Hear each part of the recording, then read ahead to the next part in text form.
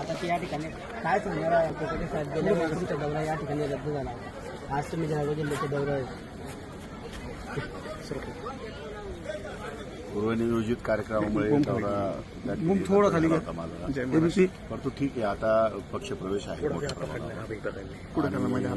आमच्या पक्षाचे राष्ट्रीय अध्यक्ष सन्माननीय अजितदादा पवार हे उपस्थित आहेत. साम थोडं खाली, जी थोडं खाली. तर त्यांच्याबरोबर या जिल्ह्याचा संपर्क मंत्री म्हणून या ठिकाणी उपस्थित राहणं माझं कर्तव्य आहे आणि त्या दृष्टिकोनातून मी आज या ठिकाणी मेळाव्याला उपस्थित आहे.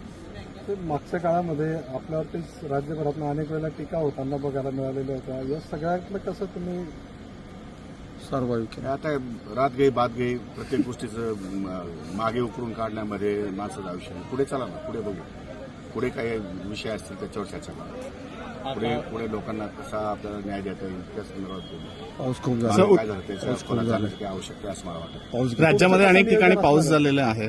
हा, आज जरा काल जळगावमध्ये 1 महिन्याभरापासून पावसाने जवळपास दडी मारलेली होती. तर काल बऱ्यापैकी पाऊस झालेला दिसतोय मला, काल आणि आज.